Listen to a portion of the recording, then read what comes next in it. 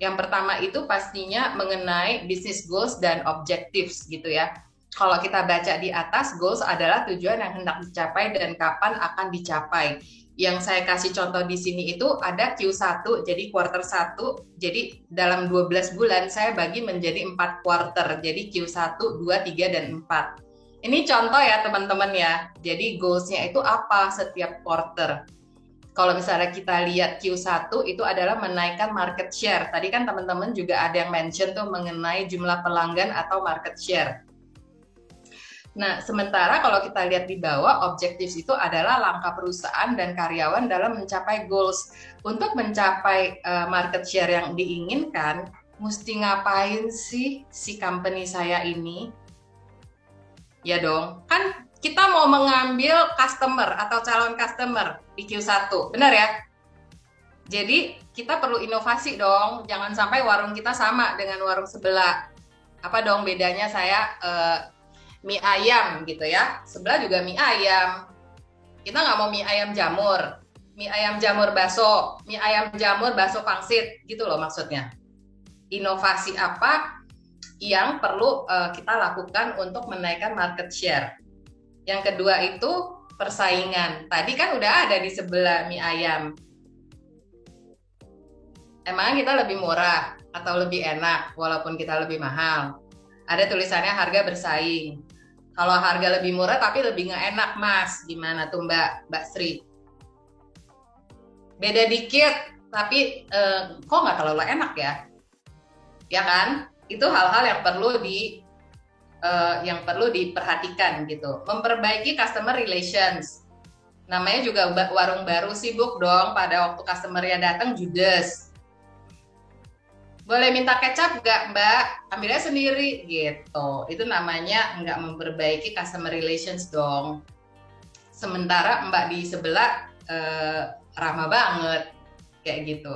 Jadi perlu di-share teman-teman untuk business goals dan objektifnya apa gitu. Company itu pengen menaikkan market share di Q1. Q2 itu meningkatkan customer service. Customer service itu kita nggak ngomongin melulu mengenai manusia ya, tapi juga barang. Misalnya di setiap meja di warung mie itu ada tisu. Sesimpel itu. Terus Q3 mau ngapain, Q4 mau ngapain. Nah itu perlu dikasih tahu tuh ke karyawannya. Ya, setelah kita tahu business goals dan objectives, yang kedua itu posisinya tuh ada di mana saat ini.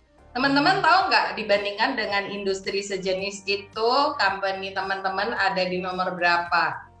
Paling depan, nomor 2, atau nomor berapa? Nah, hal seperti ini penting untuk di-share kepada karyawan, sehingga karyawannya juga tahu.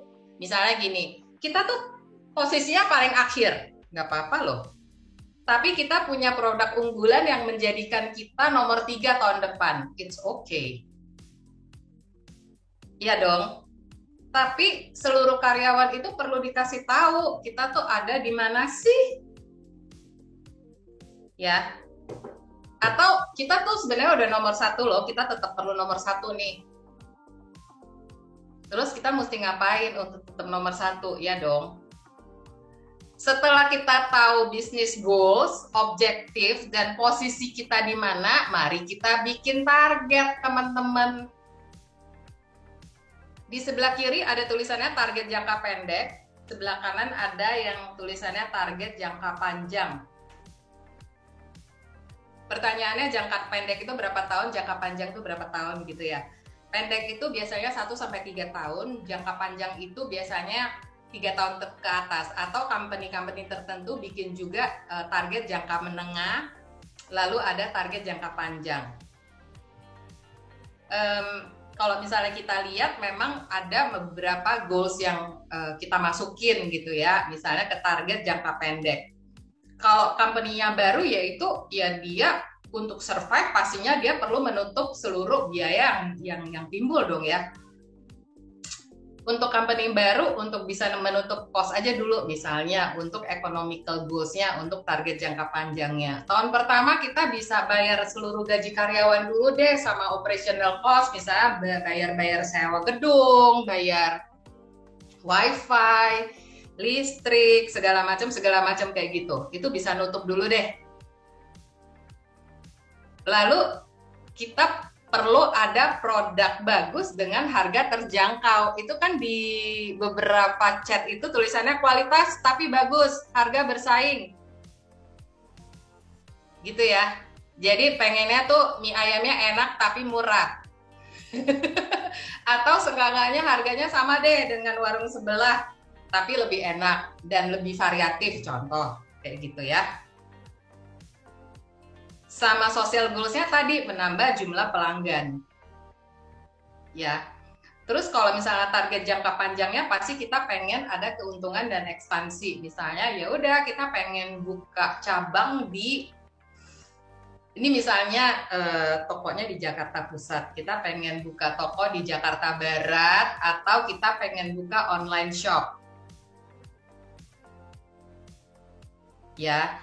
Dan ecologicalnya kita pengen ada good corporation. Jadi pada waktu kita bilang mie TikTok gitu ya, mie TikTok itu emang terkenal karena memang good corporation loh. Mereka itu bersahabat dengan lingkungannya, mereka itu ngambil pekerjanya dari lingkungan di mana si toko itu atau perusahaan itu berada.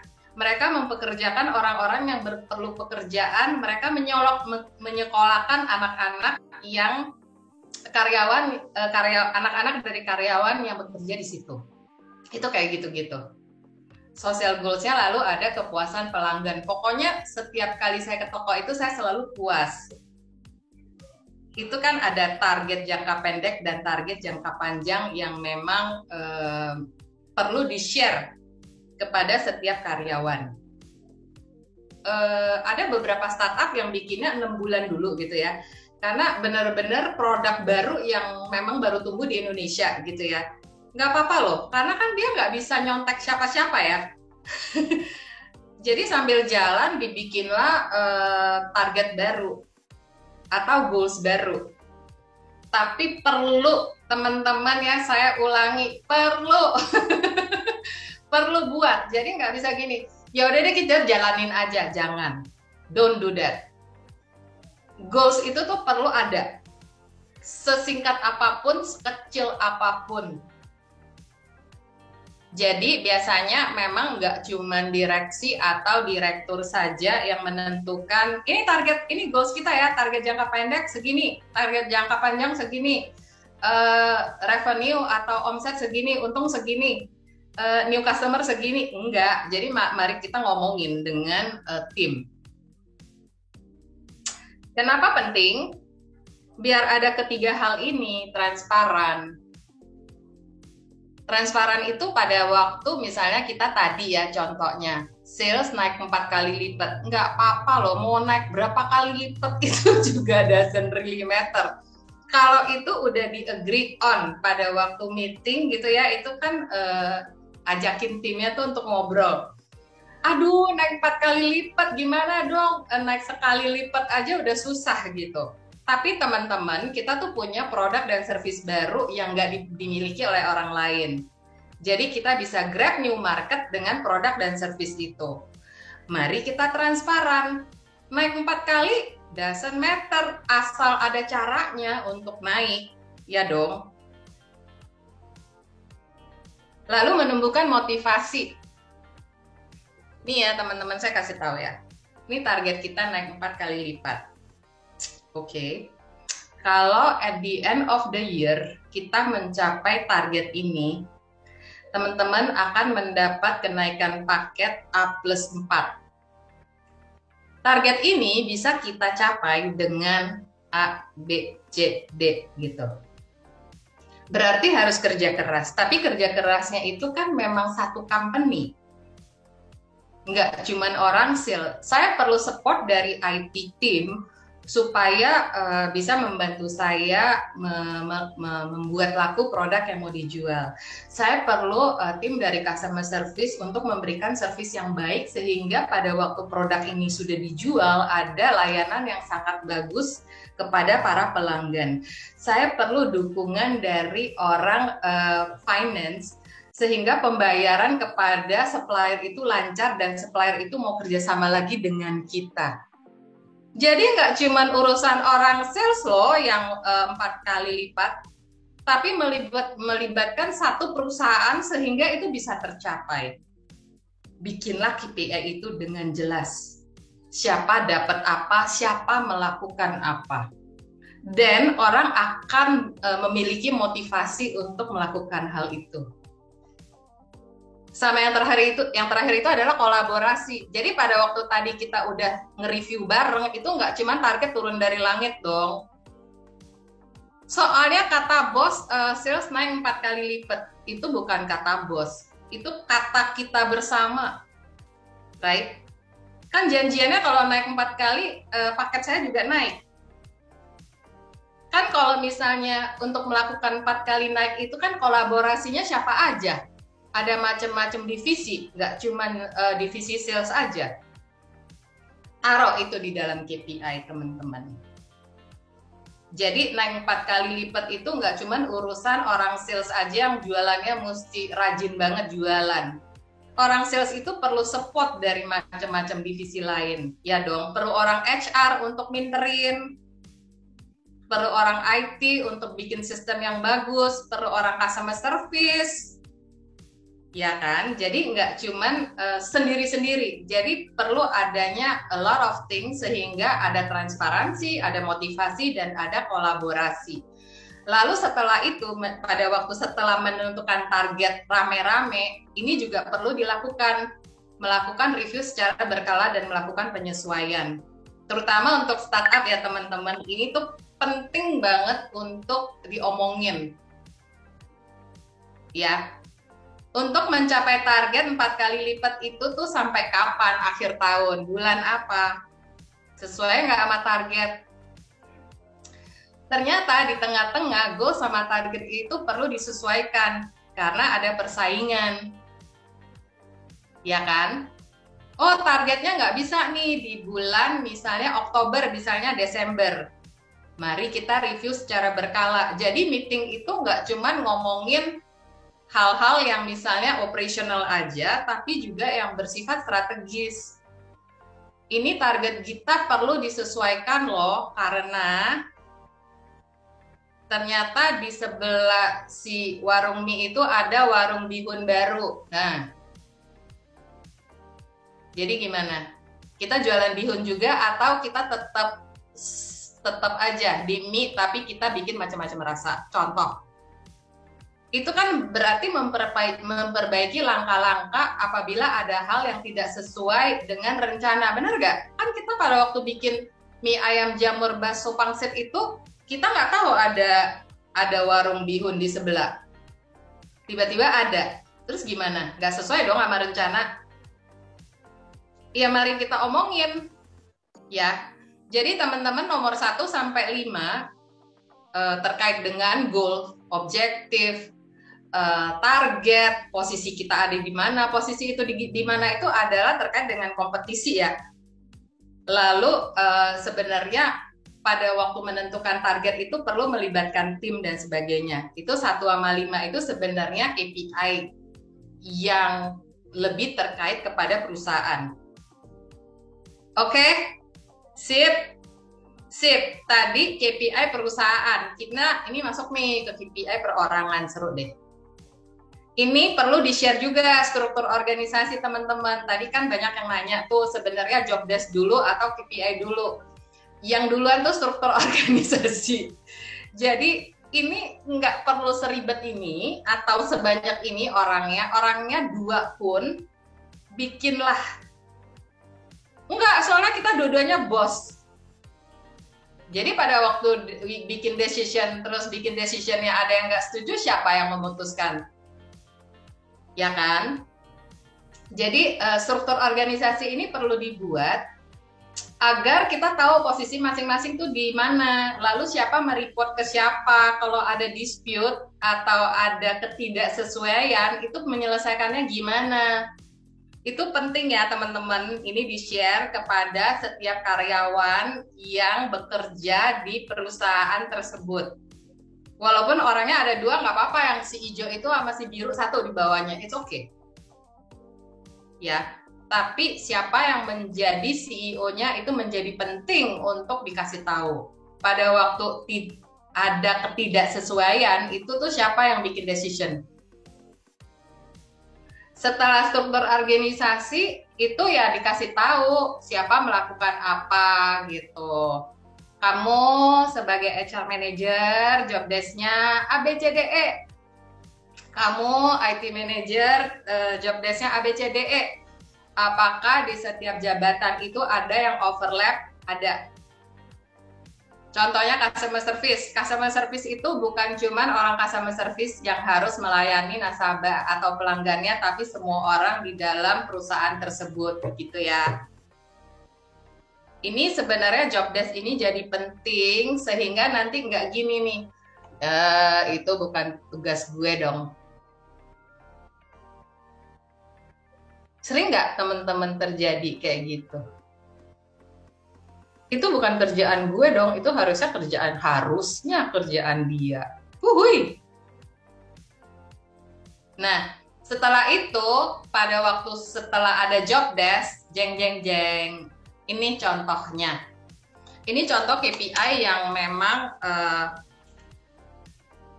lumayan detail. Jadi ada key result areas. Kalau kita baca, ini contoh ya, contoh KPI untuk HR manager. Terus ada key performance indicators-nya apa. Lalu di setiap bidang itu memang dikasih weight. Kalau kita lihat di kolom nomor 3 itu selalu jumlahnya 100 ya teman-teman di bawah. Kelihatan nggak? Kolom nomor 3 itu ada tulisannya weight of KPI itu jumlahnya selalu 100 ke bawah. Lalu ada target, itu biasanya waktu atau percentage penyelesaian gitu ya. Lalu ada actual itu adalah apa sih yang dicapai dari target yang diberikan. Nah setelah itu dikasih skor deh. Bacanya gimana gitu ya, saya kasih contoh. Yang pertama itu adalah rekrutmen. Ini saya kasih contoh, misalnya yang nomor 1, baris nomor 1, average lead time untuk recruit employees. Weight-nya itu 15, benar ya? Lalu targetnya itu adalah 60 calendar days, 60 hari.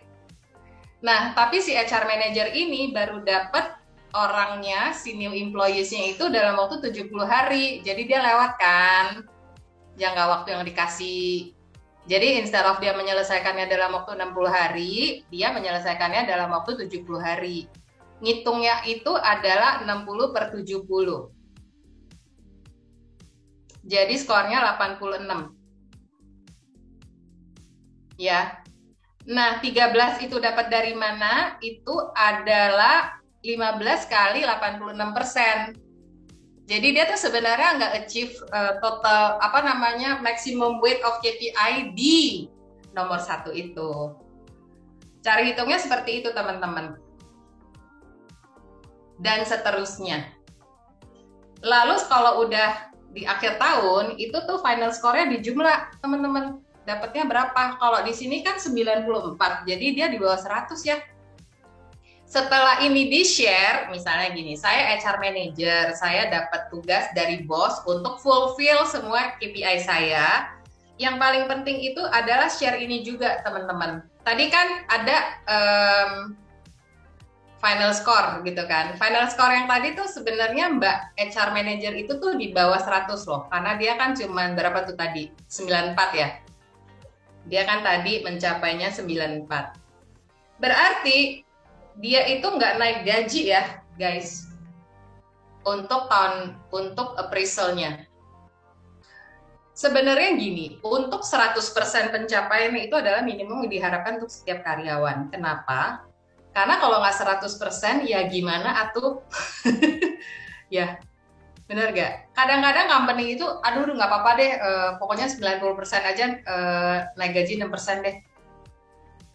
Saya termasuk orang yang nggak setuju. Kenapa mesti bikin target 100%, tapi pencapaiannya 90 itu udah compromise gitu. Ya, teman-teman kalau misalnya nggak bisa mencapai 100%, berarti memang KPI-nya tuh mesti agak direndahin. Misalnya target pencapaiannya instead of naik 4 kali, ya naik 4 kali tadi ya, contoh target sales. Naiknya 3 kali kayak gitu, biar bisa 100%. Makanya mesti dihitung dengan benar sebenarnya kapasitasnya seperti apa. Ini untuk yang 100%, saya taruh 6% karena itu inflasi, teman-teman. Jadi inflasi rate-nya itu berapa, jadi itu tergantung dari inflasi rate-nya berapa, itu naiknya berapa, gitu. Jadi ini nggak harus begini juga, gitu. Tapi menurut saya, si 100% itu menjadi patokan sih. Maksudnya, jangan bikin, di bawahnya itu naik juga deh, gitu, Itu jadi kayak nggak menghargai orang yang memang achieve, gitu loh.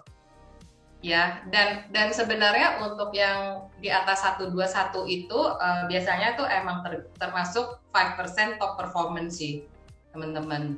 Jadi emang dia udah masuk kotak lah orang-orang kayak begitu. Jadi pada waktu nanti dia ada promosi dan sebagainya, dia masuk duluan pasti. Definite gitu. Ya,